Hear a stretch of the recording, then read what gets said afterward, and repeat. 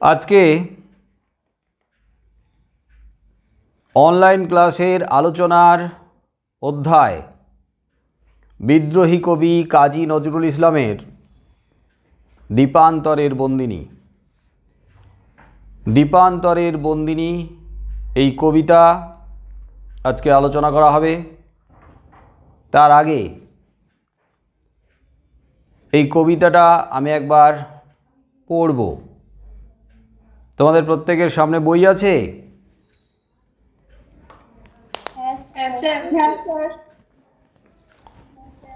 তাহলে কবিতার লাইনের দিকে তাকাও।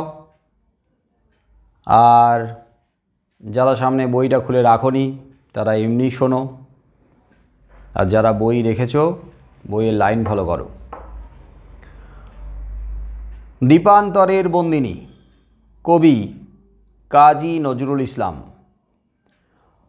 আসে নাই ফিরে ভারত ভারতী, মার কতদিন দীপান্তর। পুণ্যবেদীর শূন্যে ধরিল ক্রন্দন ১৫০ বছর।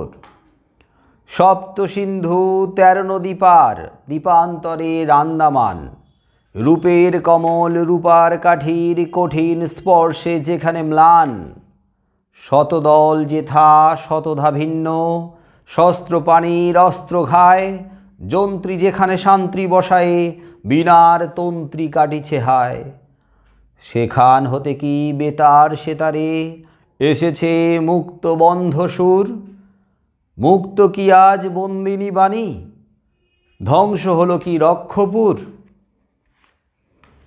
যক্ষপুরীর রৌপ্য পঙ্কে, ফুটিল কি তবে রূপকমল। কামান গোলার সীসার স্তূপে কি, উঠেছে বাণীর শীষমহল। শান্তি সূচিতে শুভ্র হলো কি, রক্ত শোধালো খুন খারাপ। তবে কিসের আর্ত আরতি, কিসের তবে সংখারাপ।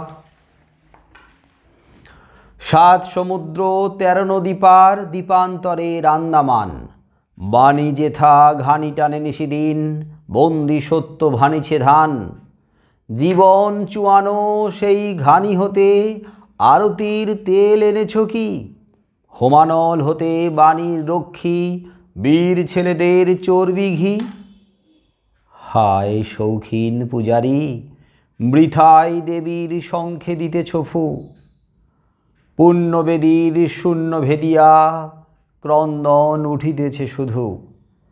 পূজারী কাহারে দাও অঞ্জলি, মুক্ত ভারতী ভারতে কই।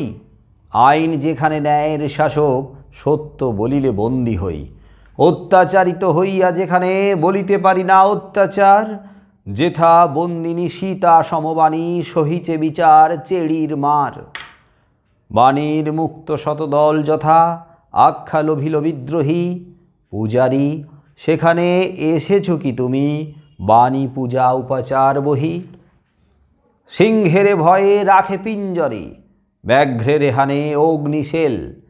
কে জানিত কাল বিনা খাবে গুলি, বাণীর কমল খাটিবে জেল। তবে কি বিধির বেতার মন্ত্র, বেজেছে বাণীর সেতারে আজ। পদ্মে রেখেছে চরণ পদ্ম, যুগান্তরের ধর্মরাজ। তবে তাই হোক, ঢাকো অঞ্জলি, বাজাও পাঞ্চজন্য শাঁখ। দীপান্তরের ঘানিতে লেগেছে যুগান্তরের ঘূর্ণিপাক। তোমাদের বইতে কবি পরিচিতি দেওয়া আছে?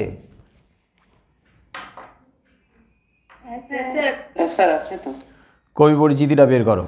আমার কাছে পুরনো বই আছে, পুরনো বইয়ে কবিতার ঠিক ওপরেই কবি পরিচিতি দেওয়া আছে। কিন্তু তোমাদের কাছে বেশিরভাগের কাছে বোধহয় নতুন বই রয়েছে। নতুন বইয়ের বোধহয় একদম শেষের দিকে আছে না?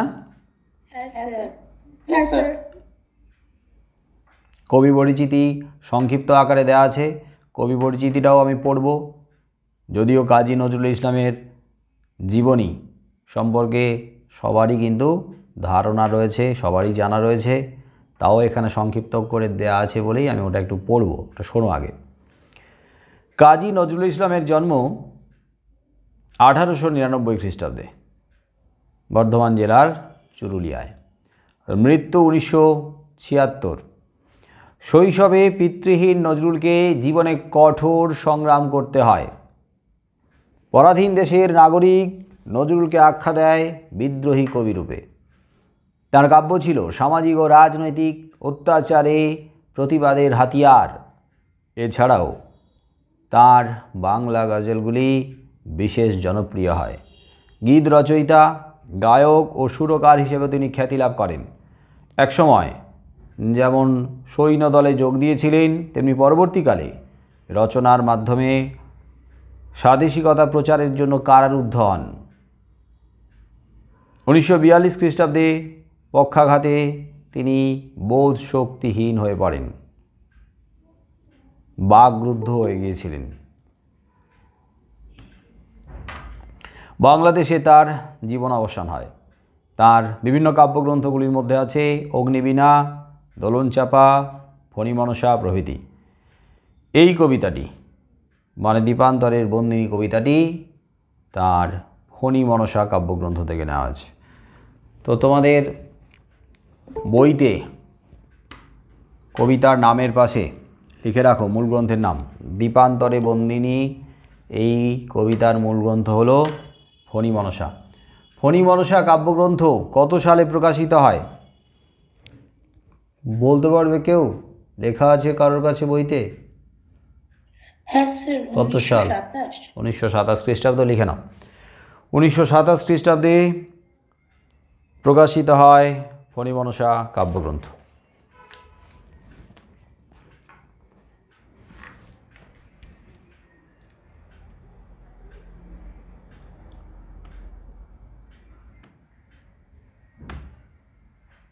দেখা যাচ্ছে তো আমাকে?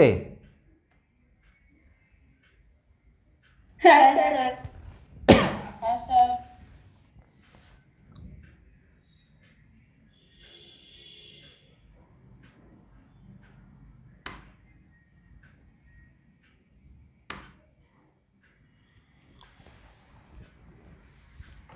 কাজী নজরুল ইসলামের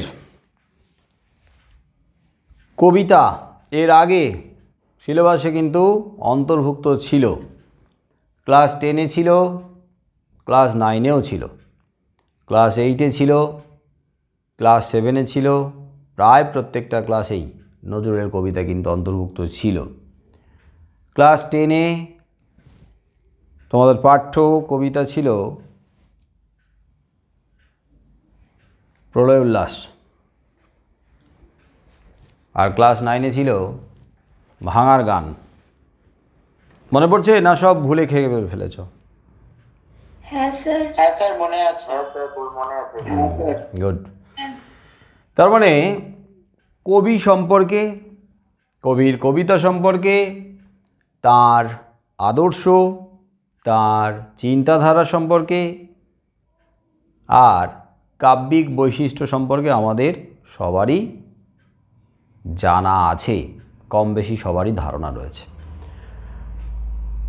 কিন্তু যেহেতু আমাদের আবার কাজী নজরুল ইসলামের কবিতাকে ক্লাস 11-এ পড়তে হচ্ছে, বুঝতে হচ্ছে, তাহলে কবিতাটা বোঝার আগে প্রাসঙ্গিকভাবে আমরা কবিকে নিয়ে আলোচনা করব, কবির চিন্তা ভাবনাকে নিয়ে আলোচনা করব, কবির কাব্যিক বৈশিষ্ট্যকে নিয়ে আলোচনা করব, আর সেই সময়কালটাকে নিয়ে আলোচনা করব, আর তৎকালীন সময়ের পরিস্থিতিটাকে নিয়েও আলোচনা করব, আর কবি ঠিক কী স্বপ্ন দেখছিলেন সেই সময়ে সেই পরিস্থিতিতে দাঁড়িয়ে তা নিয়েও আরেকবার আলোচনা হবে।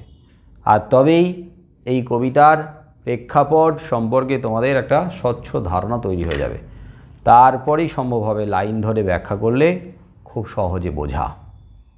সহজে বুঝে যাবে যদি সামগ্রিকভাবে আগে কবি এবং তার সময়কালকে নিয়ে, তার চিন্তাভাবনাকে নিয়ে আলোচনা করি। তাহলে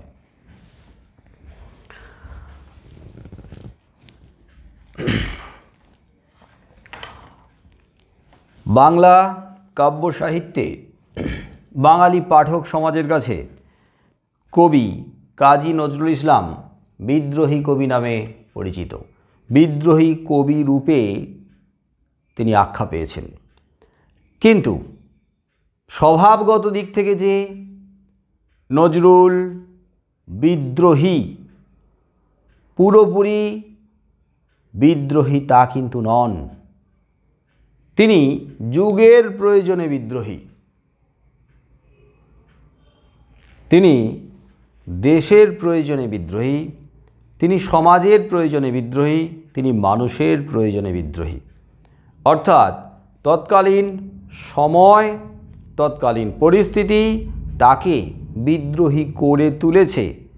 তার লেখায় বিদ্রোহাত্মক সুর প্রতিধ্বনিত হয়েছে। কিন্তু নজরুল একজন ভালো মনের মানুষ।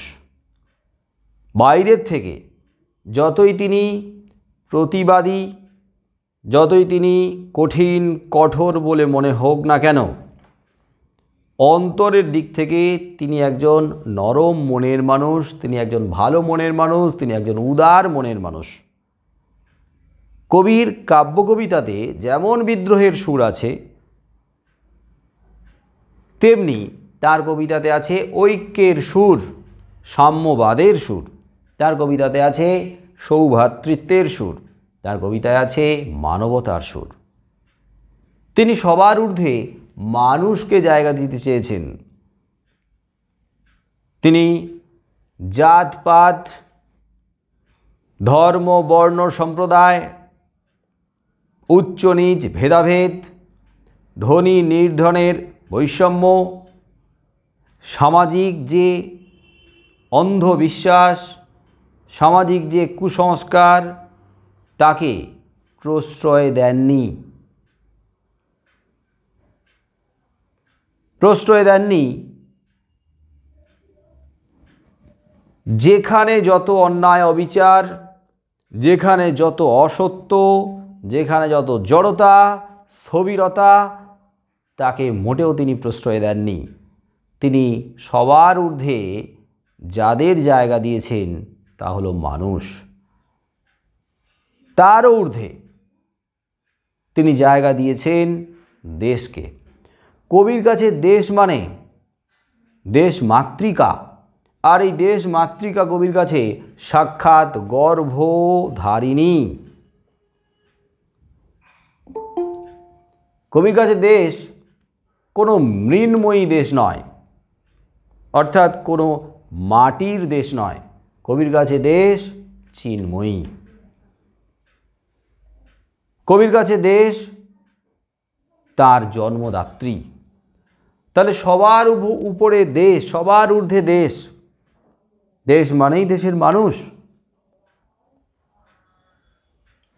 আসলে এই বোধ তার মধ্যে এমনভাবে প্রথিত হয়েছে এবং সেটা সম্ভব হয়েছে, তিনি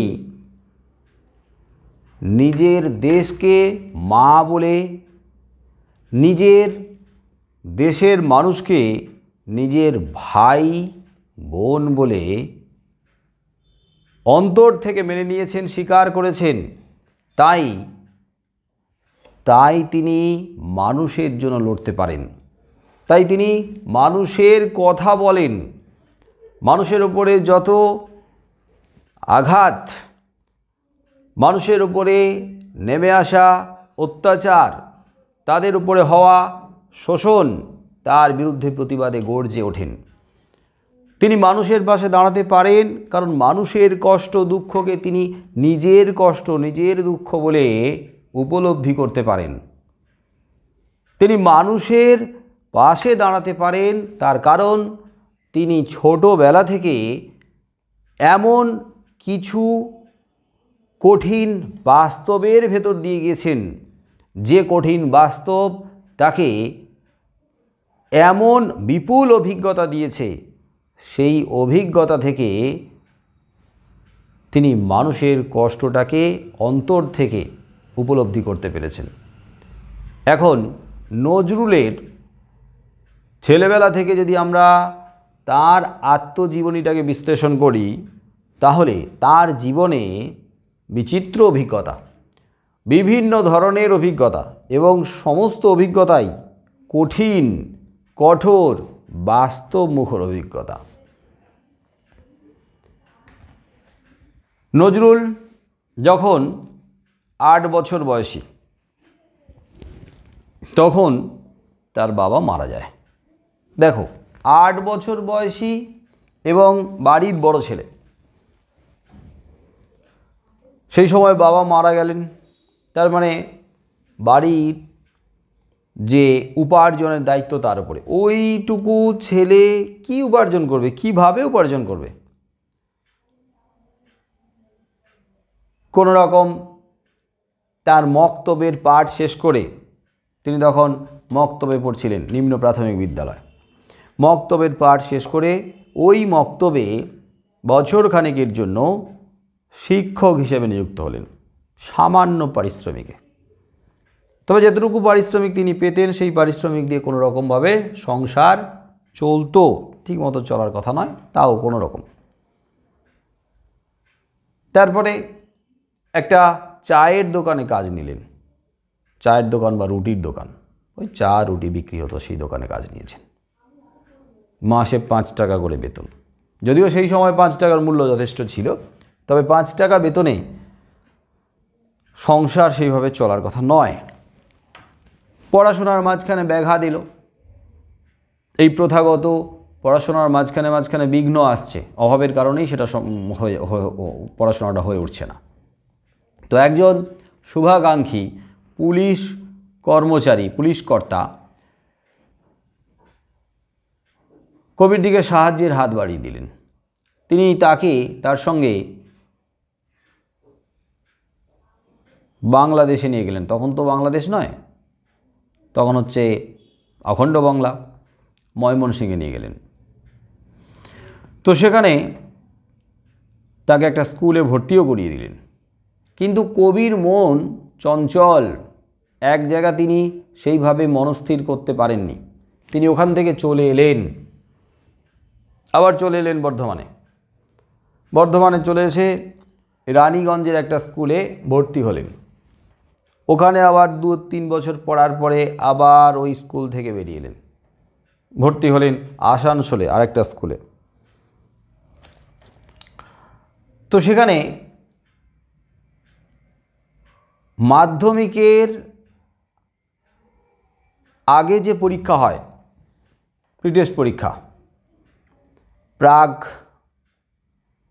মাধ্যমিক, তো সেই প্রিটেস্ট পরীক্ষার প্রস্তুতির সময় হঠাৎই এত অল্প বয়সেই তিনি এবং তার এক সহপাঠী দুজনে পালিয়ে গেলেন সুদূর করাচি, বহুদূর। করাচি কোথায়? বর্তমানে করাচি কোথায় অবস্থিত?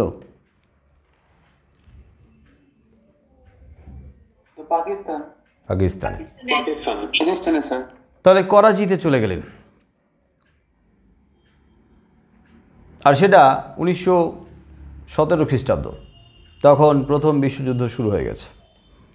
ইংরেজরা বিভিন্ন প্রদেশের অধিবাসীদেরকে নিয়ে একটা রেজিমেন্ট বা পল্টন গড়ে তুলেছিল। তার মধ্যে একটা রেজিমেন্ট ছিল বাঙালি রেজিমেন্ট বা বাঙালি পল্টন। সেই বাঙালি পল্টনে অর্থাৎ সেনাবাহিনীতে তিনি যোগ দিলেন। সেখানে থাকাকালীন অবসর সময়ে নজরুল লেখালেখি করতেন এবং সেখান থেকে কলকাতাতে বিভিন্ন পত্রপত্রিকায় প্রকাশনার জন্য লেখা পাঠাতেন। তার প্রথম কবিতা, প্রথম লেখা মুক্তি প্রকাশিত হলো কলকাতা থেকে। কিন্তু সেই মুক্তি কবিতা সেই অর্থে খুব একটা সাড়া জাগাতে পারেনি, সাড়া ফেলতে পারেনি। তারপরে তার দ্বিতীয় লেখা প্রথম গল্প বাউন্ডুলের আত্মকাহিনী, সেটাও কলকাতা থেকে প্রকাশিত হলো, কিন্তু সেটাও পাঠক মনে সেইভাবে দাগ কাটতে পারেনি।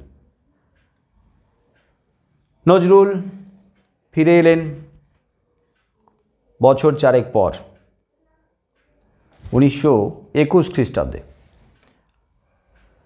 তারপরে তার তৃতীয় লেখা এবং দ্বিতীয় কবিতা বিদ্রোহী কবিতা প্রকাশিত হলো। বিদ্রোহী কবিতা প্রকাশনার সাথে সাথে চারদিক জুড়ে আলোড়ন পড়ে গেল। এই অখ্যাত কবি রাতারাতি পাঠক মহলে বিখ্যাত হয়ে উঠলেন, পরিচিতি পেলেন, এবং যে পরিচিতি তিনি পেলেন সেই পরিচিতিটা বিশেষ করে তরুণ পাঠক সমাজের অন্তরে, তরুণ যুব শক্তির মধ্যে নজরুলকে নিয়ে বিরাট বিপুল একটা উন্মাদনা তৈরি হয়েছিল।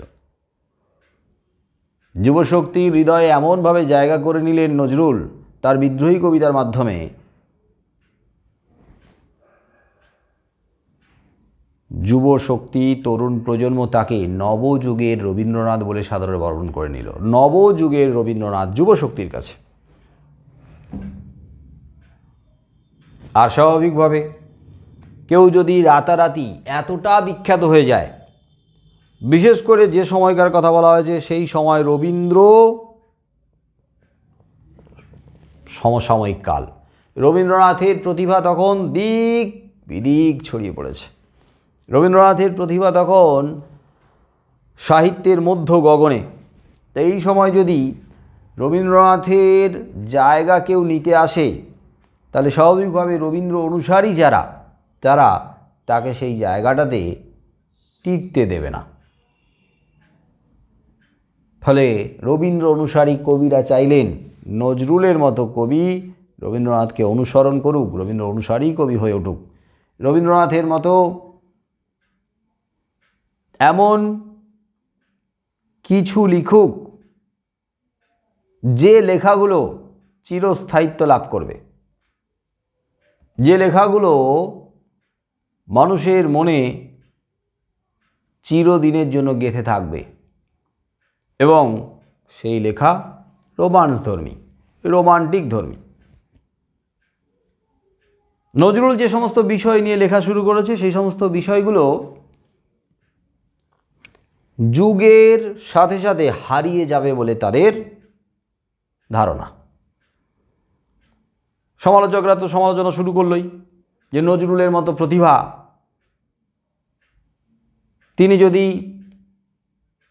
রবীন্দ্রনাথকে অনুসরণ করে তাহলে বাংলা সাহিত্যের জগতে, বাঙালি পাঠক সমাজে অক্ষয় হয়ে থাকবে, অমর হয়ে থাকবেন। আর তিনি যে ধরনের বিষয় নিয়ে লিখছেন, ইংরেজ শাসন, ইংরেজ শোষণ, তাহলে ইংরেজরা একটা সময়ের পরে এই দেশ থেকে চলে যাবে, তখন কি নজরুলের কবিতাগুলো বেঁচে থাকবে? তখন মানুষ নজরুলের কবিতা কেন পড়বে? তখন তো ইংরেজ নেই। ফলে সেই কবিতাগুলোর প্রাসঙ্গিকতা হারাবে, কার্যকরিতা ফুরিয়ে যাবে। কিন্তু এই সমস্ত সমালোচনার বিরুদ্ধে নজরুল লিখলেন তার বক্তব্য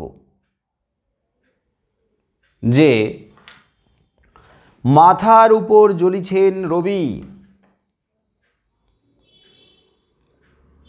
রয়েছেন সোনার শত ছেলে, তো বাঁচি বা না বাঁচি, যুগের হুজুগ কেটে গেলে, বলছে এই যে যুগটা চলে যাবে, যুগের যে হুজুগ, এই হুজুগটা যদি কেটে যায়, যুগটা যদি চলে যায়, হয়তো আমি বাঁচব না বলে অনেকের বিশ্বাস। কিন্তু আমি বাঁচি বা না বাঁচি, আমি সাহিত্যে জায়গা পাই বা না পাই, সাহিত্যিকদের পাঠকদের হৃদয়ে একটা চিরস্থায়ী জায়গা করে নেওয়ার প্রবণতা থাকে। তো সেই জায়গাটা আমি যদি নাও করতে পারি, আমার কোনো আক্ষেপ থাকবে না। আমার মনে হবে যে আমি মানুষের জন্য লিখেছি, অসহায় মানুষের পাশে থেকে লিখেছি, নির্যাতিত, অত্যাচারিত, শোষিত মানুষের অধিকার ফিরে দেওয়ার জন্য লড়েছি, হাজার হাজার লাখ লাখ কোটি কোটি অসহায় পরাধীন ভারতবর্ষের মুক্তির জন্য লিখেছি। সেই কোটি কোটি ভারতবাসী যারা মুক্তির অপেক্ষায় দিন গুনছে, তাদেরকে মুক্তির আলো দেখিয়েছি। আর সেক্ষেত্রে যদি আমি সার্থক হই তাহলে আমার লেখা সার্থক। আর রবীন্দ্রনাথের অনুসরণ করা, সে তো মাথার উপরে রবীন্দ্রনাথ রয়েছে, আর আমাদের এই বাংলায় শত শত সোনার ছেলে রয়েছে রবীন্দ্র অনুসারী যারা, তারাই লিখুক, তারাই বাঁচিয়ে রাখুক সাহিত্যকে, রোমান্টিকতার মোড়কে ঘিরে উপহার দিক পাঠকদের কাছে। এবারে বলো, রবীন্দ্রনাথ যে সমসাময়িক কালে, সেই সময় রবীন্দ্র অনুসারী কবিরা রবীন্দ্রনাথকে অনুসরণ করেছে এবং তারা প্রাণ ভরে মন ভরে লিখে গেছে রোমান্টিকতা নিয়ে, আর সমালোচনায় মুখর হয়েছে, সমালোচনা করেছে। এখন যে ধারণা থেকে সমালোচনা করেছে, আমাদের কি মনে হচ্ছে সেই সমালোচনাটা কি যুক্তিসঙ্গত? যে স্বাধীনতা যখন আসবে তখন নজরুলের কাব্য কবিতাগুলো আর বেঁচে থাকবে না, হারিয়ে যাবে, এটা কি মনে হয়? নজরুলের কাব্য কবিতা কি স্বাধীনতা পরপরই, কেন স্বাধীনতার এত বছর পরেও বেঁচে নেই, হারিয়ে গেছে? বলো। বেঁচে আছে, অমর হয়ে আছে, অক্ষয় হয়ে আছে তার লেখাগুলো, তার রচনাগুলো। তিনি আমাদের মনের মধ্যে চিরস্থায়ী আসন লাভ করে নিয়েছেন এবং যতদিন এই সমাজ সভ্যতা থাকবে, যতদিন এই সাহিত্যের চর্চা চলতে থাকবে, ততদিন তিনি আমাদের মধ্যে বেঁচে থাকবেন, আর তার কবিতাগুলো আমাদের মধ্যে বেঁচে থাকবে। এইবারে যদি বলা হয় যে তার কবিতাগুলো সমকালীন প্রেক্ষাপটে লেখা, ইংরেজ শাসকের অত্যাচারের বিরুদ্ধে গর্জে ওঠা, তাহলে ইংরেজ চলে গেছে, তার মানে তো অত্যাচারীরা দেশ থেকে চলেই গেছে, তাহলে নজরুলের কাব্য কবিতাগুলোর যে গুরুত্ব মূল্য সেগুলো আর নেই। আমাদের কি মনে হয়, নজরুলের কাব্য কবিতাগুলো শুধুমাত্র অত্যাচারী ইংরেজদের বিরুদ্ধে গর্জে ওঠা, প্রতিবাদ করা, নাকি তার লেখার মধ্যে এমন শিক্ষণীয় দিক আছে যা আজকের এই সময় দাঁড়িয়ে আমাদেরকে শেখায় অনেক কিছু, আমাদেরকে শেখায় জেগে উঠতে, আমাদেরকে শেখায় আমাদের সুপ্ত চেতনাকে ঘা দিতে, আমাদেরকে শেখায় সেই সুপ্ত চেতনাটাকে সরিয়ে দিয়ে জেগে উঠতে শেখায়, আত্মসচেতন হতে শেখায়, আমাদেরকে শেখায় যেখানে যত অন্যায় অবিচার তার বিরুদ্ধে প্রতিবাদ করতে শেখায়, আমাদেরকে শেখায় যেখানে যত অন্যায় অবিচার, যেখানে শোষণ, যেখানে বঞ্চনা, যেখানে অন্ধ সংস্কার, যেখানে ভেদাভেদ বৈষম্য, তার বিরুদ্ধে মুখর হতে শেখায়, তার বিরুদ্ধে মুখ খুলতে শেখায়। ইংরেজরা তো চলে গেছে, কিন্তু আজকের এই সময় দাঁড়িয়ে আমরা কি আমাদের দেশে অন্যায়কারীকে দেখতে পাচ্ছি না? অন্যায়কারী কি চলে গেছে চিরকালের জন্য? কি মনে হয়? অন্যায়কারীরা যায়নি, ক্ষমতালোভীরা যায়নি, সুযোগ সন্ধানীরা যায়নি, স্বার্থান্বেষী মানুষ আজও ভরে রয়েছে।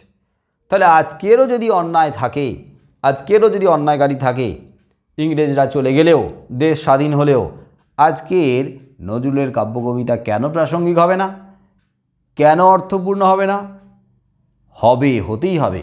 এই কবিতাগুলো আমরা যদি এখন পড়তে পড়তে মানস বিচরণে ওই সময়কালে পৌঁছে যাই, তাহলে এই কবিতার মধ্যে আমরা পরিষ্কার দেখতে পাবো ওই সময়টা ফুটে উঠছে। আমরা দেখতে পাবো পরাধীন দেশ, আমরা দেখতে পাবো কয়েক বছর ধরে অত্যাচারিত হচ্ছে, নিপীড়িত হচ্ছে, শোষিত হচ্ছে ভারতবাসী। আমরা দেখতে পাবো ইংরেজরা অকথ্য নির্যাতন করছে, নৃশংস হয়ে উঠছে। এটা আমরা আমাদের মানস পটে দেখতে পাবো। আবার ওই সময় থেকে যদি বেরিয়ে আমরা এই সময় দাঁড়াই, তাহলে এখন বর্তমানে দেখতে পাবো যে এই সময়ের যে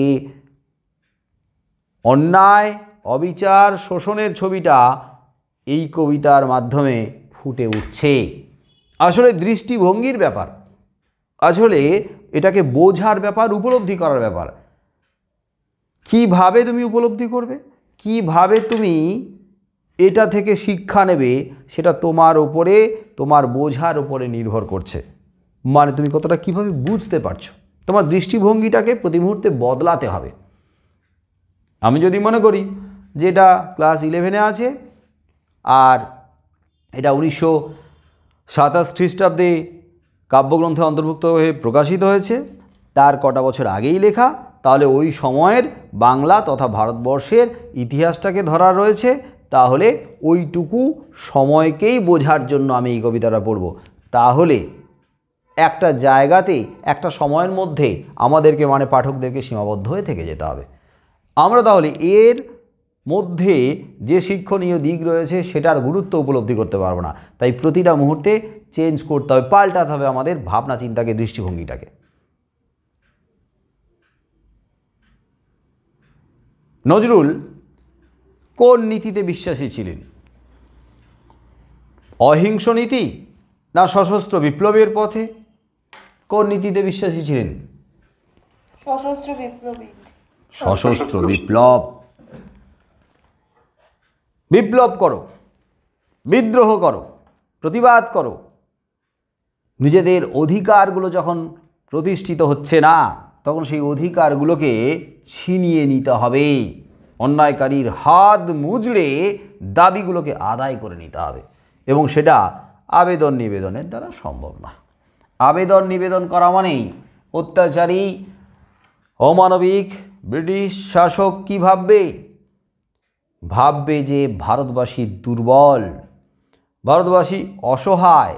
দুর্বল বলে, অসহায় বলেই হাত জোড় করে হাঁটু গেড়ে বসে আমরা ভিক্ষা চাইছি। আবেদন নিবেদন মানে ভিক্ষা, আমরা দয়া চাইছি। আরে ভারতবাসী ভীরু কাপুরুষ নয়, ভারতবাসী ভিক্ষুক নয়, ভারতবাসী করুণার পাত্র নয়। তাই হাঁটু গেড়ে বসে হাত জোড় করে মাথা নত করে স্বাধীনতার ভিক্ষা আমরা চাই না, অধিকারের ভিক্ষা আমরা চাই না, আমরা ছিনিয়ে নিতে চাই। কারণ এই দেশ আমার, এটা আমাদের মাতৃভূমি, এটা আমাদের জন্মভূমি। আর এই জন্মভূমি, এই মাতৃভূমি, এই দেশ মাতৃকা আমাদের মা, আর আমরা তাদের সন্তান। তাহলে সন্তান হয়ে মাকে বন্দি অবস্থায় রেখেছে, মাকে পরাধীন করে রেখেছে, এবং একদিন নয়, দুদিন নয়, কয়েক বছর, দীর্ঘ কয়েক বছর। তাহলে সেই মায়ের সন্তান হয়ে আমরা যদি এখনো পর্যন্ত পড়ে পড়ে মার খাই, আমরা যদি এখনো পর্যন্ত ঘুমিয়ে থাকি, এখনো পর্যন্ত না জাগি, এখনো পর্যন্ত মাকে ওই শেকল থেকে মুক্ত না করি, তাহলে কিসের সন্তান আমরা? সন্তান নই, সন্তানের নামে কুলাঙ্গার।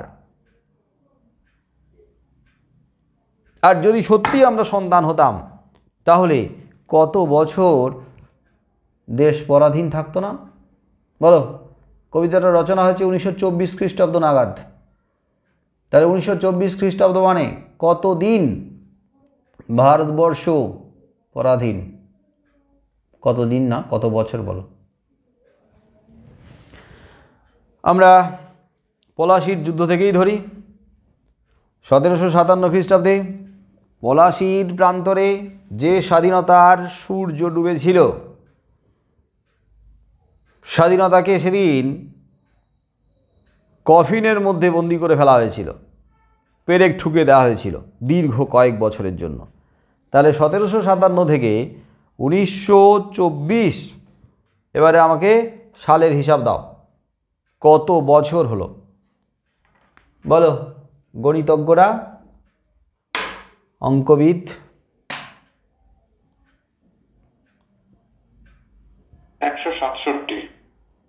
167 বছর। বইতে লিখে রাখো, 167 বছর। তাহলে 150 বছরের কিছু বেশি, 150 বছরের কটা বছর আরও বেশি।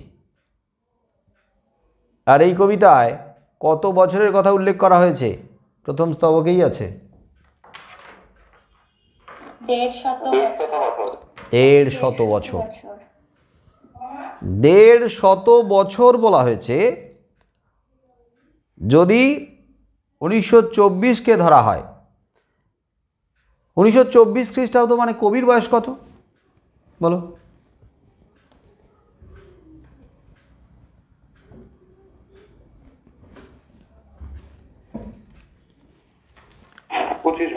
পঁচিশ বছর।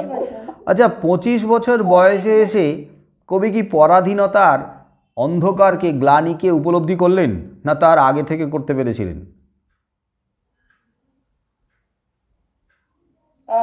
তার আগে থেকেই করতে পেরেছিলেন। তার আগে থেকেই করতে পারলে সেটা কোন বয়স থেকে? যদি একেবারেই অল্প বয়স থেকে, ছেলেবেলা থেকে হয়, তাহলে তার হিসেবটা সেরকম হবে। কিন্তু একটা বয়স পর্যন্ত গিয়ে গভীরভাবে উপলব্ধিটা হয়, আর সেই হিসেবে 1924-এর অনেকগুলো বছর আগে, তখন থেকেই তার উপলব্ধি, তখন থেকেই তার বোধ। সেই হিসাবে 150 বছর ঠিক আছে, আর 150 বছরটাকে একটা রাউন্ড ফিগারে ধরা হয়েছে। তাই দীর্ঘ প্রায় 150 বছর ধরে ভারত মাতা শৃঙ্খলিত, ভারত মা, আমাদের মা বন্দি অবস্থায়, শৃঙ্খলিত অবস্থায়, মাকে বন্দি করে চাবুকে চাবুকে জর্জরিত করা হচ্ছে। ঠিক কেমন যেন ভেবে দেখার মতো না? আমাদের মাকে কেউ যদি অপমান করে, আমরা সেই মুহূর্তে, তাৎক্ষণিক সেই মুহূর্তেই তার জবাব দিই। আমাদের কতখানি মাথা গরম হয়ে যায়। আর মাকে অপভাষা প্রয়োগ করা, সেটা তো চলছেই দীর্ঘদিন ধরে।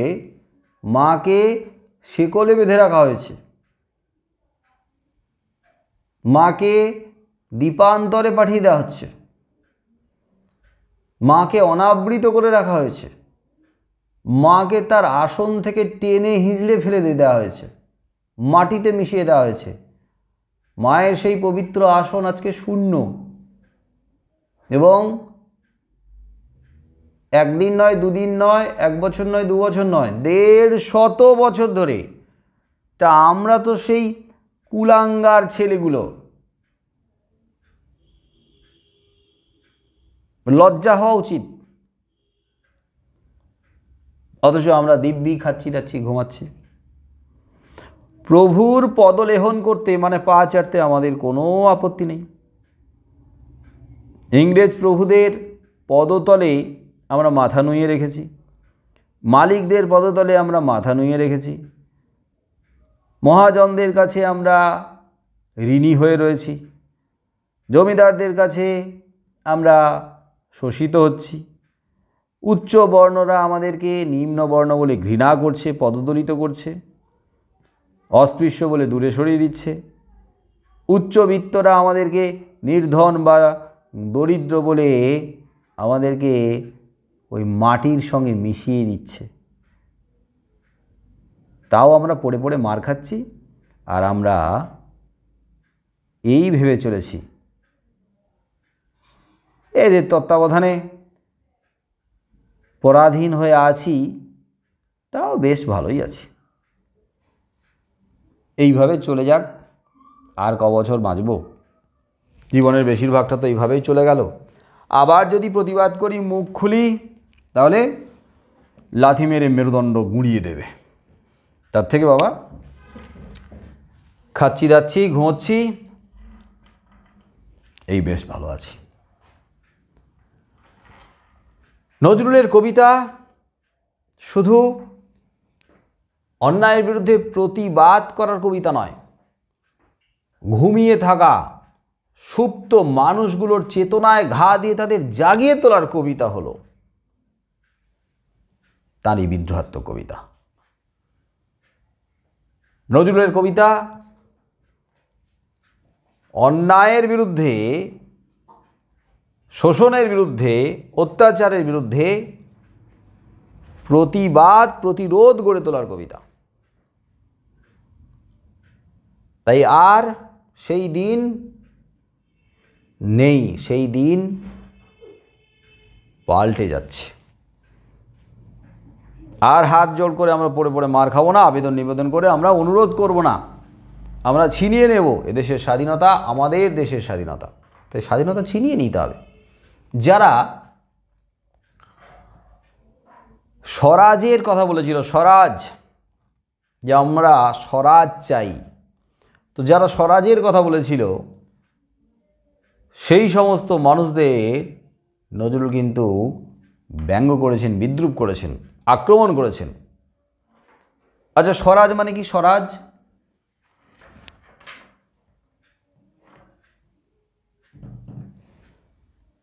স্বরাজ মানেও এক ধরনের স্বাধীনতা। সেটা কীরকম স্বাধীনতাটা? স্বরাজ মানে কি পূর্ণ স্বাধীনতা? স্বরাজ মানে পূর্ণ স্বাধীনতা, নিজেরাই নিজের দেশ চালানোর অধিকার পাবে, নিজেরা নিজেদের দেশ চালানোর অধিকার পাবে, কিন্তু মাথার উপরে থাকবে কে? ইংরেজ প্রভুরা। জনগণ দেশ শাসন করবে, দেশ চালনা করবে, কিন্তু মাথার উপরে থাকবে, তার মানে কারোর ছত্রছায়া থাকতে হবে, মানে কারোর তত্ত্বাবধানে থাকতে হবে, তার মানে এক অর্থে তাদের কথাই শুনতে হবে। স্বরাজ মানে পূর্ণ স্বাধীনতা নয়। স্ব মানে নিজের, রাজ মানে অধিকার, এটা ঠিকই, কিন্তু নিজের অধিকার এটা তো মৌখিক, আমরা স্বরাজ তুলে দিলাম, কিন্তু আদতে এটা ইংরেজ সরকারের ছত্রছায়া থেকেই জনগণ শাসন ব্যবস্থা পরিচালনা করবে। তার মানে এক অর্থে কিন্তু খেলার পুতুল হয়ে থেকে গেল। সেই পলাশির যুদ্ধের পর মির্জাফরকে যখন ইংরেজরা সিংহাসনে বসিয়েছিল, তখন মির্জাফর তো নবাব শাসন করছে, কিন্তু বাস্তবে মির্জাফরের পেছনে কলকাঠি নাড়ছিল কোম্পানি, ইস্ট ইন্ডিয়া কোম্পানি। মির্জাফরকে যেভাবে উঠতে বলছে সেভাবে উঠছে, যেভাবে বসতে বলছে সেভাবে বসছে। উপায় নেই, কারণ মির্জাফরকে তারাই বসিয়েছে। তাহলে স্বরাজ মানে পূর্ণ স্বাধীনতা নয়, স্বরাজ মানে এক অর্থে ওই পরাধীনতাই। তাহলে যারা স্বরাজের দাবি তুলেছিল তার বিরুদ্ধেও ব্যঙ্গ, বিদ্রূপ, আক্রমণ হেনেছেন নজরুল। স্বরাজের স্বপ্ন দেখিয়ে যারা মানুষের কাছ থেকে প্রচুর অর্থ সঞ্চয় করেছিল, যে আমরা তোমাদের হাতে স্বরাজ তুলে দেব, তোমরা চাঁদা দাও, স্বদেশীর নাম করে, স্বরাজের নাম করে কোটি কোটি টাকা চাঁদা তুলেছিল, কিন্তু সেই কোটি কোটি টাকার কতটুকু অংশ মানুষের কাজে লেগেছে, মানুষের কাজে লাগানো হয়েছে? তার বেশিরভাগই একটা শ্রেণী নিজেদের পকেট ভরাতে কাজে লাগিয়েছে। নজরুল আমার কৈফিয়ত কবিতায় এইভাবেই প্রশ্ন তুলেছেন, এইভাবে সোচ্চার হয়েছেন এই অন্যায়ের বিরুদ্ধে। যারা কেড়ে খায় ৩৩ কোটি মুখের গ্রাস, যারা কেড়ে খায় ৩৩ কোটি মুখের গ্রাস, আমার রক্ত লেখায় যেন লেখা হয় তাদের সর্বনাশ। নজরুলের লেখাগুলো রক্ত লেখা, রক্ত ঝরানোর ক্ষমতা রাখে। এক একটা লেখা যেন অগ্নিস্ফুলিঙ্গ।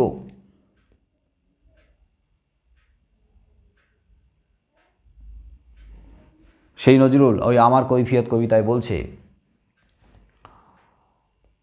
সরা জানিতে আমরা তো জানি, পোড়া বার্তাকু এনেছি খাস। পোড়া বার্তাকু মানে হচ্ছে পোড়া বেগুন, বার্তাকু মানে বেগুন।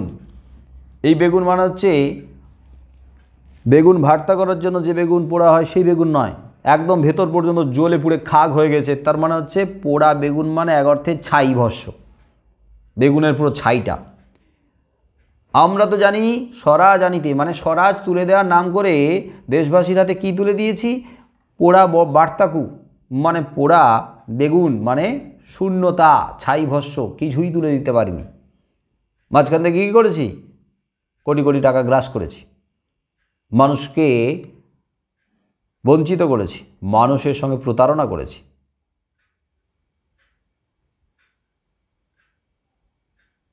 আবার এই নজরুল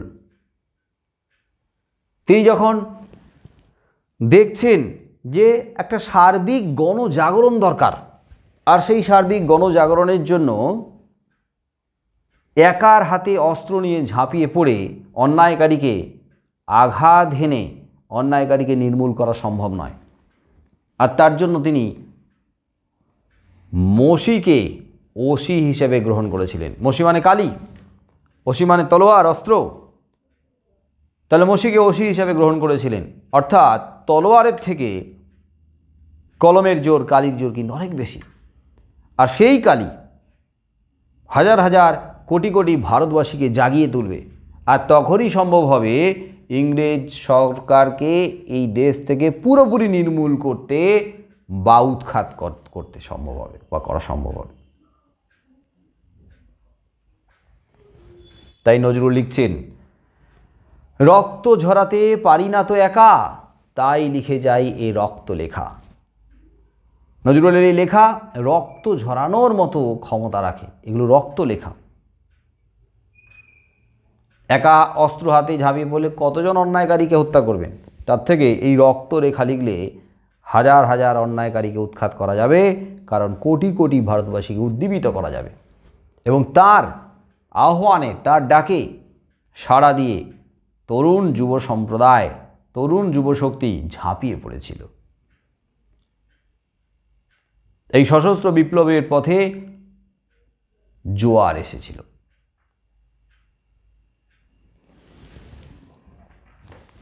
কবি যুদ্ধক্ষেত্র থেকে ফিরে এলেন। ফিরে আসার পরে ধূমকেতু পত্রিকায় একটা রচনা লিখলেন, নাম আনন্দময়ীর আগমনে। এবং সেই লেখায় ইংরেজদের বিরুদ্ধে গর্জে ওঠার ডাক দিলেন, অন্যায়ের বিরুদ্ধে প্রতিবাদ করার ডাক দিলেন। এটা এক অর্থে দেশদ্রোহিতা, ইংরেজদের চোখে রাজদ্রোহিতা। আর এই দেশদ্রোহিতা বা রাজদ্রোহিতার অপরাধে ওই ধূমকেতু পত্রিকাকে ব্যান্ড করে দেওয়া হলো। নজরুলকে 1922 খ্রিস্টাব্দে কারাগারে নিক্ষেপ করা হলো। প্রায় বছর খানেকের জন্য তিনি কারাগারে ছিলেন। তবে কারাগারে থাকাকালীনও তার কিন্তু প্রতিবাদ আন্দোলন বন্ধ হয়নি। কারাগারেও তিনি দেখছেন কি, সেখানেও বন্দীদের উপরে অত্যাচার করা হচ্ছে, তাদের প্রতি বঞ্চনা করা হচ্ছে। যে ধরনের খাবার দেওয়া হচ্ছে সেটা মানুষের মুখে দেওয়ার মতো নয়, এমন ধরনের নিম্নমানের খাবার। সেখানে থেকেও কিন্তু তিনি প্রতিবাদ করেছেন। ফলে তাকে কিন্তু এক জেল থেকে আরেক জেলে, আবার এক জেল থেকে আরেক জেলে সরিয়ে নিয়ে যাওয়া হচ্ছে। কারণ তার সংস্পর্শে আসা মানেই অন্যান্যরাও সচেতন হচ্ছে, সজাগ হচ্ছে, প্রতিবাদ করছে, ঐক্যবদ্ধ হচ্ছে। জেলখানার ভেতরে থেকেও কিন্তু তার লেখা বন্ধ হয়নি, লেখা কিন্তু চলছিল, লেখা স্তব্ধ হয়নি। এক বছর পরে জেল থেকে যখন মুক্ত হলেন, জেল থেকে যখন বেরিয়ে এলেন, তারপরে প্রতিবাদে জোয়ার কিন্তু আরও আসছে। ওই যে কলকারখানাগুলো যেগুলো আছে, হুগলি নদীর তীরবর্তী যে জুট মিল, যে পাট কলগুলো ছিল, সেখানে মালিকেরা কিভাবে শ্রমিকদের উপরে শোষণ করছে, অত্যাচার করছে, তাদের পারিশ্রমিক হজম করে ফেলছে। তো তিনি সেই সমস্ত পাট কলে, সেই সমস্ত চট কলে নিজে সশরীরে পৌঁছলেন, শ্রমিকদের কথা শুনলেন, তাদের জন্য গান লিখলেন, তাদেরকে জাগিয়ে তুললেন, শ্রমিকদেরকে ঐক্যবদ্ধ করলেন, মালিক শ্রেণীর বিরুদ্ধে প্রতিরোধ গড়ে তুলতে সাহায্য করলেন। তার মানে শুধুমাত্র লেখালেখির সঙ্গে যুক্ত ছিলেন মানে লেখার মধ্য দিয়ে জনজাগরণ ঘটাতে চেয়েছিলেন তা নয়, তিনি কিন্তু সশরীরে এই আন্দোলনে নেতৃত্বও দিচ্ছিলেন।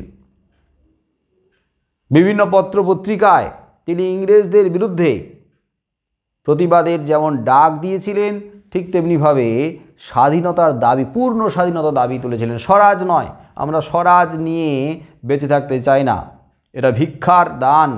আমরা আমাদের দেশে স্বাধীনভাবে বেঁচে থাকতে চাই, মানে স্বাধীনতা, পূর্ণ স্বাধীনতার দাবি তুলেছিলেন। সবই পূর্ণতা স্বাধীনতার দাবি তোলা মানে কি? রাজদ্রোহিতা, দেশদ্রোহিতা। তার জন্য তাকে কি করা হয়েছে? আবার জেলে ভরা হয়েছে। আবার একের পর এক তার যে কবিতাগুলো, তার যে কাব্যগ্রন্থগুলো প্রকাশিত হচ্ছে, এই যে অগ্নিবীণা, বিষের বাঁশি, এই যে ফণী মনসা, এই সমস্ত কাব্যগ্রন্থগুলোর মধ্যে অগ্নি জ্বালাময়ী কথা রয়েছে, শব্দ রয়েছে। তরুণ প্রজন্মকে, বীর বিপ্লবীদেরকে উৎসাহিত করছে। তার মানে ইংরেজদের চোখে এটা অপরাধ, আর সেই অপরাধের কারণে নজরুলকে দোষী সাব্যস্ত করা হচ্ছে, অপরাধী সাব্যস্ত করা হচ্ছে, আর তার লেখালেখিগুলো, তার কাব্যগ্রন্থগুলোকে, তার গানগুলোকে নিষিদ্ধ ঘোষণা করা হচ্ছে, বাজেয়াপ্ত করে দেওয়া হচ্ছে, ব্যান্ড করে দেওয়া হচ্ছে। এই যে সাহিত্য চর্চা, লেখালেখি, সাহিত্য চর্চা, লেখালেখি যারা করে তারা তো সরস্বতীর আরাধক, তার মানে সারস্বত সাধক। আর সরস্বতীর আরাধনা করা এটা কখনো অন্যায় হতে পারে না, এটা কখনো অনৈতিক হতে পারে না, এটা কখনো পাপ হতে পারে না।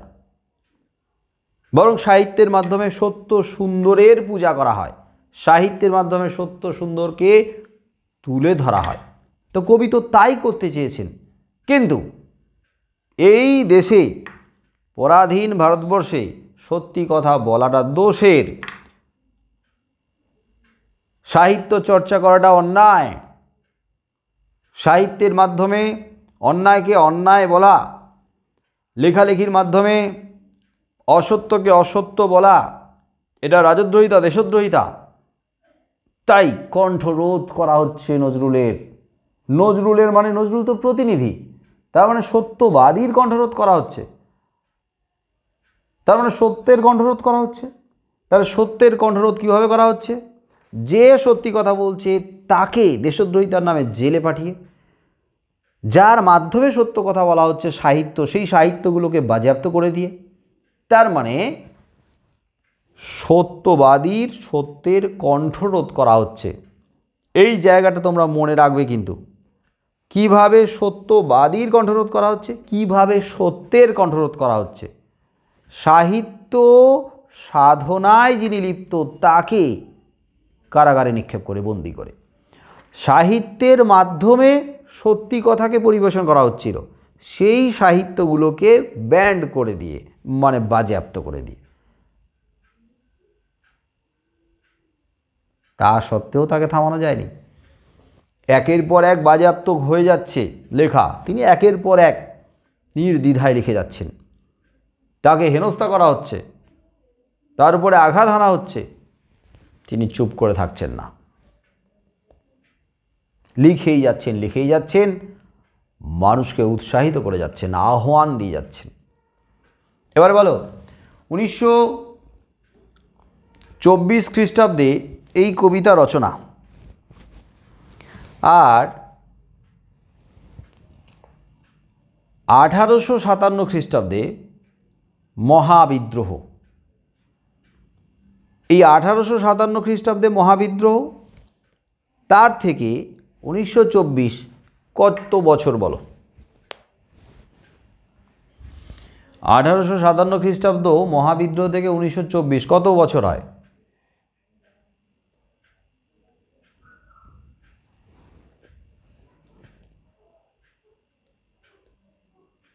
হিসেব নাই। 67 ঠিক ঠিক করে বলো, 64, 67, 68, ক্যালকুলেটর লাগাও। 67 বছর। 67 বছর তো হবেই, কারণ একটু আগেই তো হিসেব বের করা হলো। 1757 থেকে 1857, 100 বছর, তো 100 বছর বাদ দিলে 167 বছর হয়েছিল, তো 67 বছর হলো। তাহলে 67 বছর আগে, মানে এই কবিতা রচনার থেকে 67 বছর আগে ভারতবর্ষে একটা বিরাট তোলপাড় আলোড়ন পড়ে গিয়েছিল, মহাবিদ্রোহ। 1757 থেকে 1857, 100 বছরের মাথায় যে মহাবিদ্রোহ, সেটা হচ্ছে দীর্ঘ 100 বছরের শোষণ, বঞ্চনা, অত্যাচার, তারই পুঞ্জীভূত ক্ষোভ এই মহাবিদ্রোহের মাধ্যমে ছড়িয়ে পড়েছিল সারা ভারতবর্ষে। তখন শাসক ছিল ইংরেজ ইস্ট ইন্ডিয়া কোম্পানি। তাহলে ইংরেজ ইস্ট ইন্ডিয়া কোম্পানির বিরুদ্ধে যে ক্ষোভ এইভাবে যদি ছড়িয়ে পড়ে, এরপরে ইংরেজ ইস্ট ইন্ডিয়া কোম্পানির হাতে ক্ষমতা রাখাটা আর বুদ্ধিমানের কাজ হবে না। তার কারণ এদের হাতে ক্ষমতা থাকলে ভারতবাসী কিছুতেই আর সেটাকে মেনে নেবে না। ভারতবাসীকে অবদমিত করে রাখা, তাদের উপরে আধিপত্য বা কর্তৃত্ব বজায় রাখা, এটা কঠিন হয়ে যাবে। এবং তাই কি করা হলো, তাই এই মহাবিদ্রোহকে দমন করার জন্য প্রচণ্ড আঘাত হানা হয়েছে। সেই সাথে সাথে নীতিরও পরিবর্তন করা হয়েছে এবং ইস্ট ইন্ডিয়া কোম্পানির হাত থেকে ইংল্যান্ডের রানীর হাতে ক্ষমতা চলে গেছে। 1757, সেখান থেকে 1857, তারপরের বছর মানে 1858 খ্রিস্টাব্দে এই ভারতবর্ষ থেকে মহাবিদ্রোহের যারা অংশ নিয়েছিল তাদের মধ্যে প্রথম সারি নেতৃত্বস্থানীয়রা, ইংরেজদের চোখে যারা কুখ্যাত অপরাধী, আমাদের চোখে যারা বীর বিপ্লবী স্বাধীনতা সংগ্রামী, তাদের অনেককে এই ভারতবর্ষের জেলে বন্দি না রেখে, এখানকার কারাগারে বন্দি করে না রেখে এখান থেকে সরিয়ে দেওয়া হয়েছিল, ভারতবাসীর চোখের আড়ালে বহু দূর প্রেরণ করে দেওয়া হয়েছিল। বলো কোথায়?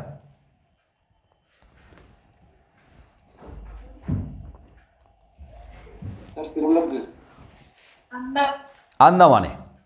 তখনও সেলুলার জেল তৈরি হয়নি। 1857-58 খ্রিস্টাব্দে তখনও সেলুলার জেল তৈরি হয়নি। তখন ওই এত দূর, ভারতবর্ষ থেকে এত দূর, সেই দিগন্ত বিস্তৃত মহাজলধি তথা মহাসমুদ্র পার করে আন্দামান নামক দ্বীপে খোলা আকাশের নিচে ওই রকম প্রতিকূল পরিবেশের মধ্যে বন্দীদেরকে মানে ভারতীয়দেরকে প্রেরণ করা হয়েছে, আন্দামানে পাঠিয়ে দেওয়া হয়েছে। এবং বছর 2-3 মধ্যে ধীরে ধীরে সেখানে বন্দির সংখ্যা আরও বাড়তে থাকে। তারপরে সম্ভবত, এটা আমার একেবারে নিশ্চিত করে মনে নেই, সালটা দেখতে হবে, তবে সম্ভবত 1887 নাগাদ, 1887 খ্রিস্টাব্দ নাগাদ যতটা সম্ভব আমার মনে পড়ছে, তো সেই সময় ওখানকার বন্দীদের দিয়ে তাদের উপরে অকথ্য নির্যাতন, অকথ্য অত্যাচার করে ওখানে গড়ে তোলা হলো সেলুলার জেল। যে সেলুলার জেলে কত ভারতীয় বন্দীর রক্ত, ঘাম জড়িয়ে রয়েছে, কত চাপা কষ্ট, দুঃখ, আর্তনাদ, বেদনা জড়িয়ে রয়েছে। যে সেলুলার জেল তৈরি করা হলো, সেই সেলুলার জেল এক একটা কুঠুরি, বদ্ধ কুঠুরি, অন্ধকারাচ্ছন্ন, প্রায় আলো বাতাসহীন। সেখানে নিয়ে গিয়ে বেড়ি পরিয়ে রাখা হচ্ছে, মানে পায়ে শিকল পরিয়ে রাখা হচ্ছে। সেখানেও ফাঁসির মঞ্চ ছিল, আজও বেড়াতে গেলে সেই ফাঁসির মঞ্চ দেখা যায়। সেখানেও ফাঁসির দড়িতে ঝুলিয়ে দেওয়া হচ্ছে, চাবুকে চাবুকে রক্তাক্ত করে তোলা হচ্ছে। তাহলে যাদের জন্য দ্বীপান্তরে প্রেরিত হলো ভারতীয়রা, তারা আমরা। অথচ আমরা কি করছি? আমরা ঘুমিয়ে রয়েছি। আর আমাদের জন্য যারা আজ বন্দী হলো, দ্বীপান্তরে প্রেরিত হলো, তারা সেখানে অত্যাচার, সেখানে শোষণ সহ্য করে চলেছে, তারা চোখের জল ফেলে যাচ্ছে। তাহলে আমাদের কি করণীয় নয় সেই সমস্ত বন্দীদেরকে, সেই সমস্ত ভারতীয় বন্দীদেরকে ফিরিয়ে নিয়ে আসা? ভারত মাতা বন্দী। আচ্ছা, মা যদি বন্দী হয়ে থাকে, তাহলে এক অর্থে তো মা বন্দী হয়ে আছে, মানে সন্তানও বন্দী।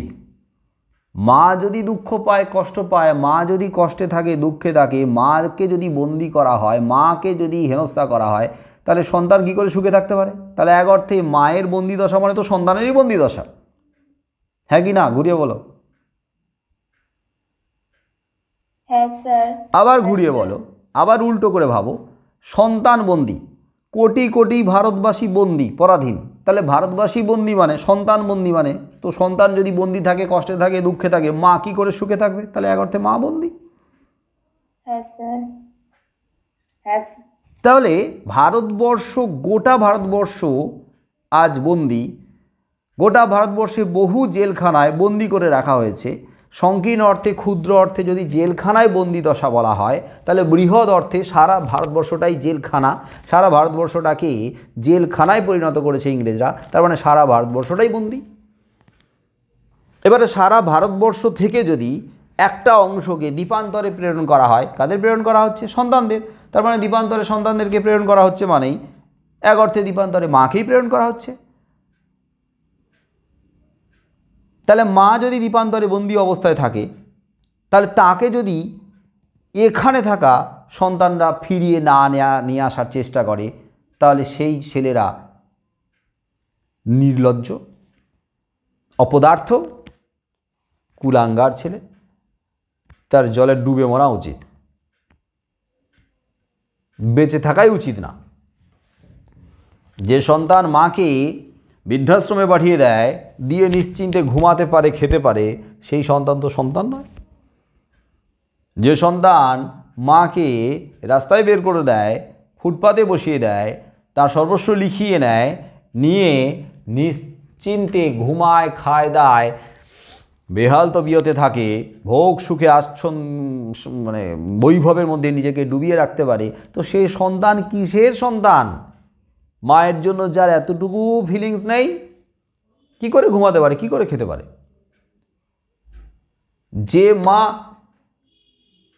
তাকে এতগুলো মাস গর্ভে ধারণ করেছে, এত কষ্ট সহ্য করে পৃথিবীর আলো দেখিয়েছে, সেই মায়ের চোখের জল পড়ে যাচ্ছে, সন্তান বসে বসে দেখছে, ঘুমাচ্ছে, কিসের সন্তান?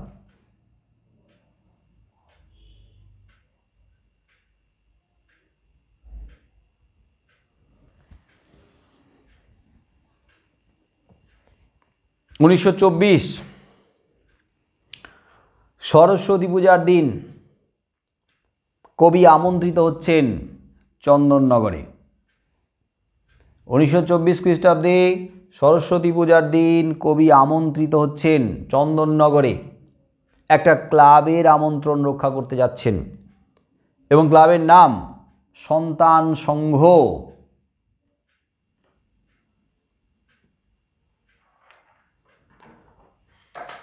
ওই যে ইতিহাসে সন্তান দল ছিল, বঙ্কিমচন্দ্র চট্টোপাধ্যায়ের আনন্দমঠ উপন্যাসে আছে কিন্তু সন্তান দল, সন্তান, মায়ের সন্তান, সন্তান সংঘ ক্লাবটার নাম চন্দননগরে।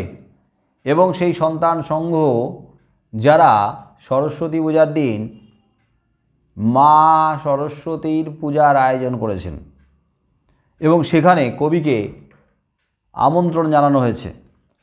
কবি সেখানে আমন্ত্রিত। তাদের আয়োজিত অনুষ্ঠানে অংশগ্রহণ করে সেখানকার মঞ্চে দাঁড়িয়ে কবি এই কবিতাটা পাঠ করেছিলেন। হয়তোবা সেখানেই এই কবিতা পাঠ করবেন বলে, সেখানেই এই ধরনের কবিতার মধ্য দিয়ে মানুষের মনে চেতনাটাকে জাগিয়ে তুলবেন বলেই হয়তো এই রকম ধরনের কবিতার রচনার প্রয়াস। সেখানে দাঁড়িয়ে মঞ্চে তিনি পাঠ করছেন দ্বীপান্তরের বন্দিনী।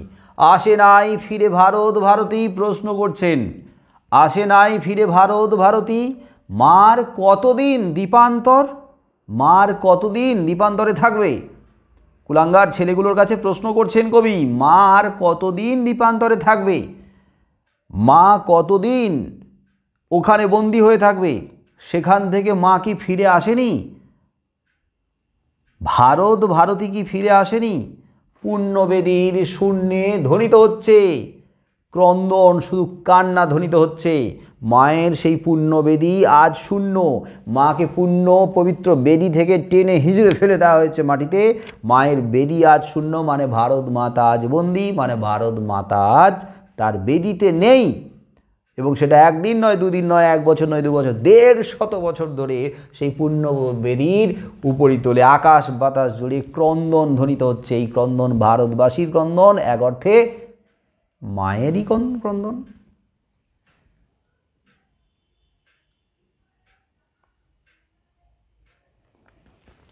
কবি সন্তান সঙ্গের আমন্ত্রণে গিয়ে তিনি লক্ষ্য করছেন বৃথা সময় নষ্ট করছে একটা শ্রেণী। কবি লক্ষ্য করছেন বৃথা শক্তি ক্ষয় করছেন একটা শ্রেণী। কবি লক্ষ্য করছেন যে নিজেদেরকে ভোগ সুখে ডুবিয়ে রেখেছে একটা শ্রেণী, তার মানে আত্মকেন্দ্রিক হয়ে আছেন, তখনও পর্যন্ত সুপ্ত হয়ে রয়েছেন, শুধুমাত্র নিজেরা কি করে ভালো থাকব, কি খাবো, কি পরবো, কিভাবে নিজেদেরকে ভালো রাখবো সেই চিন্তায় মশগুল। আর কবি লক্ষ্য করছেন যে একটা শ্রেণী এই অত্যাচারী ইংরেজ এই প্রভুদের পদলেহন করছেন। এইবারে বাস্তবটা নিয়ে বিচার করবে। তোমাদের সামনে একটা প্রশ্ন দিচ্ছি, যে প্রশ্নটা একটু ভেবে চিন্তে উত্তর দেওয়ার চেষ্টা করবে। দেশ যখন সংকটে, সারা দেশ যখন বিপদে, দেশ যখন সংকটাপন্ন, দেশের মানুষ যখন বিপন্ন, আচ্ছা তখন কি এইটা খুব দরকার একটা মাটির প্রতিমা তৈরি করে সেই মাটির প্রতিমার সামনে পুজো করা, তার সামনে শঙ্খধ্বনি করা, তার সামনে ঘণ্টার ধ্বনি করা, তার সামনে আরতির আয়োজন করা, তার সামনে নৈবেদ্য সাজিয়ে রাখা, এটা কি খুব জরুরি? বলো।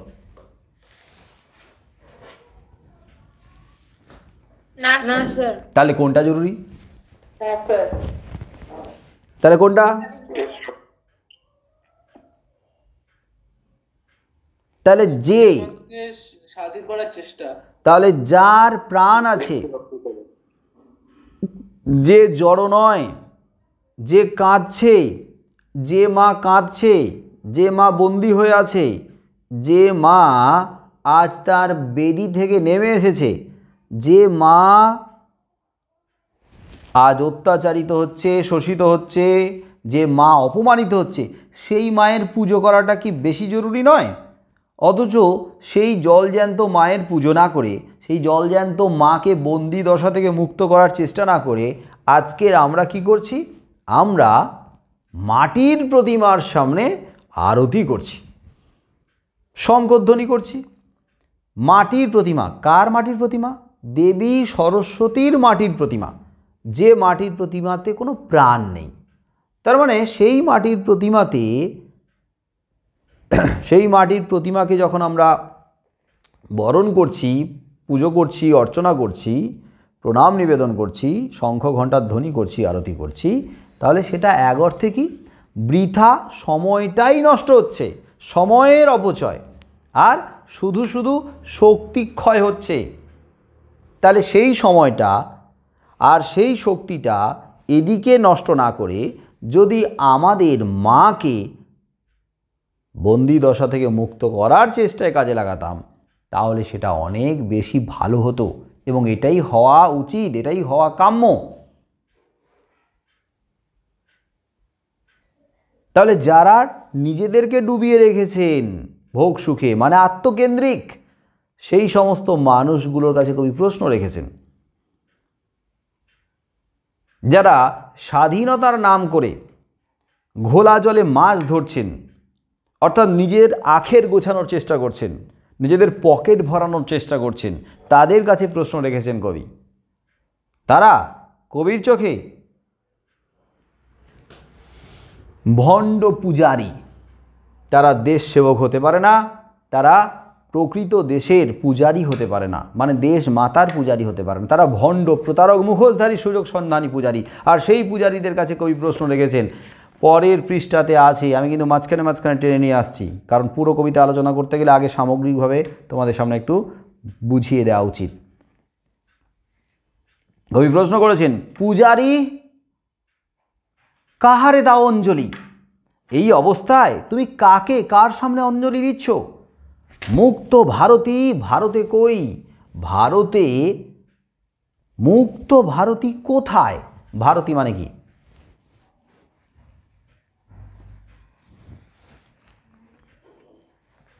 ভারতী মানে কি?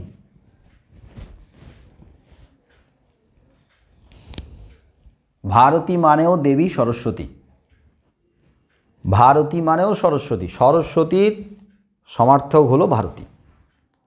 কিন্তু প্রথম লাইনে আছে না ভারত ভারতী, ভারতী মানে সরস্বতী, আর ভারত ভারতী মানে ভারতের সরস্বতী, ভারতের সরস্বতী মানে ভারত সরস্বতী, মানে এক অর্থে ভারত লক্ষ্মী মানে ভারত জননী। তার মানে যে ভারত জননী বা ভারত ভারতী বন্দী তার পুজো না করে যে মাটির প্রতিমা সেই সরস্বতীর পুজো করা হচ্ছে, যেটা ঠিক না, উচিত না। তাহলে ভারত ভারতী কোথায় গেছে? ভারত লক্ষ্মী, ভারত সরস্বতী কোথায় গেছে? বন্দী হয়ে দ্বীপান্তরে গেছে। তাকে সেখান থেকে ফিরিয়ে না নিয়ে এসে আমরা কি করছি? মাটির প্রতিমার সামনে শঙ্খ ঘণ্টার ধ্বনি করছি, আরতি করছি। এটা কখনোই কাম্য নয়, হওয়া উচিত নয়। বরং যারা সেখানে বন্দী হয়ে অত্যাচারিত হচ্ছে, শোষিত হচ্ছে, চোখের জল ফেলছে, তাদেরকে ছিনিয়ে নিয়ে আসার চেষ্টায় আমাদের ঝাঁপিয়ে পড়তে হবে। আর এই কাজটা যখন সফল হবে বা সম্ভব হবে, তখনই বুঝব যে ভারত ভারতীকে মুক্ত করার কাজে একটা বড় ধাপ আমরা এগিয়ে গেলাম। আন্দামান থেকে বন্দীদেরকে যদি মুক্ত করে ফিরিয়ে আনা সম্ভব হয়, তাহলে ভারত ভারতীকে মুক্ত করার একটা বড় ধাপ আমরা এগিয়ে গেলাম, একটা বড় পদক্ষেপ নিতে পারলাম স্বাধীনতার অগ্রগতির পথে। এইভাবে একের পর এক পদক্ষেপ নিয়ে সারা ভারতবর্ষকে আমরা স্বাধীন করব, এই আমাদের সংকল্প। এবং যে সংকল্প কবি করেছিলেন, যে আশাবাদ নিয়ে কবি ঝাঁপিয়ে পড়েছিলেন, আশাবাদী কবি যে আশাবাদ নিয়ে আহ্বান জানিয়েছিলেন ভারতবাসীকে, সেই কাজটা সফল হয়েছে কয়েক বছর পরে। 1924 খ্রিস্টাব্দে কবি কবিতা রচনা করছেন যে আন্দামান থেকে দ্বীপান্তর থেকে প্রেরণ মানে ফিরিয়ে নিয়ে আসার জন্য যে চেষ্টা আমাদের চালাতে হবে, সেই চেষ্টা যে বাস্তবে কয়েক বছর পরে সফল হয়েছে। কারণ কয়েক বছর পরে ইংরেজরা কারা নীতির পরিবর্তন করতে বাধ্য হয়েছিল। কারা নীতির পরিবর্তন করে আন্দামানে যত বন্দী ছিল সমস্ত বন্দীদেরকে মুক্ত করে এই দেশে ফিরিয়ে নিয়ে আসতে বাধ্য হয়েছিল। তাহলে এটা স্বাধীনতার আন্দোলনের পথে এটা আমাদের কাছে একটা বিশাল বড় জয়।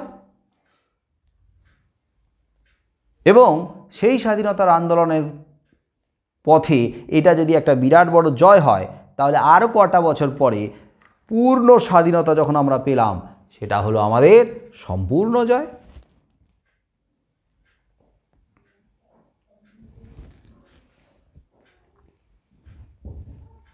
নেতাজির নেতৃত্বে যখন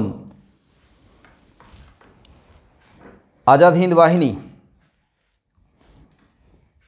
আন্দামান দখল করে ফেলেছিল, তখন স্বাধীনতার পথে ওটা একটা আমাদের বিরাট পদক্ষেপ, বিরাট জয়ের পদক্ষেপ। ওখান থেকে যখন বাহিনী এসে প্রথমে কোথায় আঘাত এনেছিল, ভারতবর্ষের কোথায় দখল করে নিয়েছিল কিছুটা অংশ, কোন রাজ্য দিয়ে ঢুকেছিল?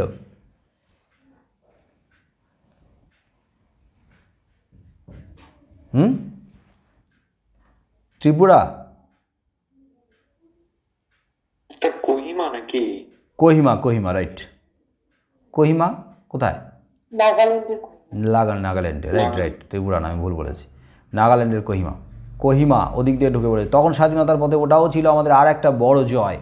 তো এইরকমভাবে ছোট ছোট জয়ের মধ্য দিয়ে আমরা কিন্তু 1947 সালে সার্বিক জয় পেয়েছি।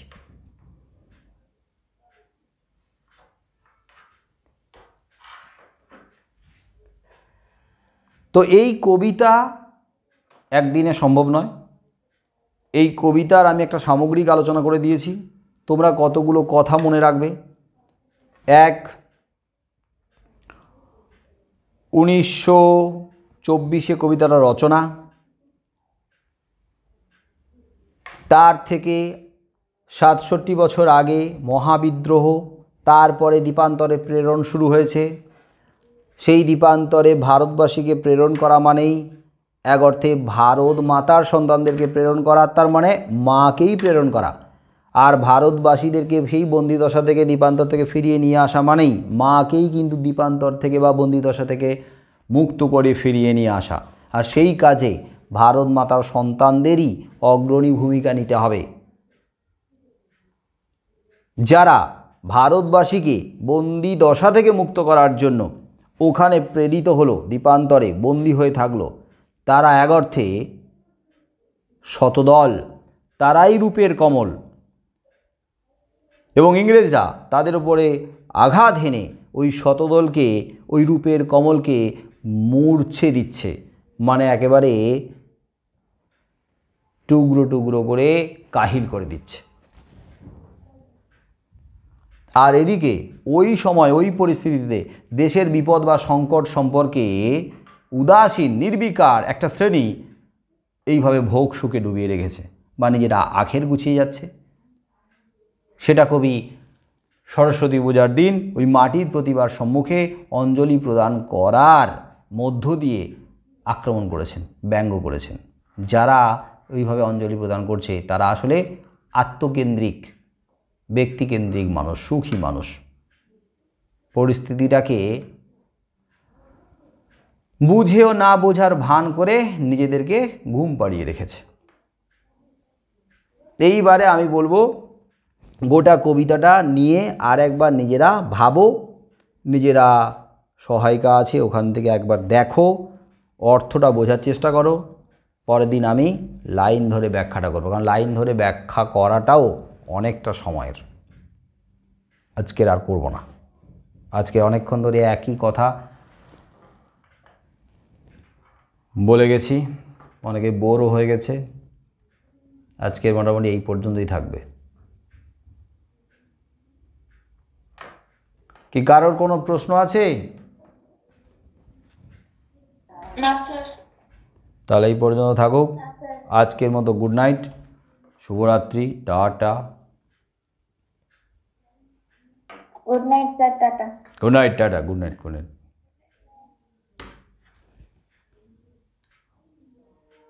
Good night sir. Good night, good night, good night.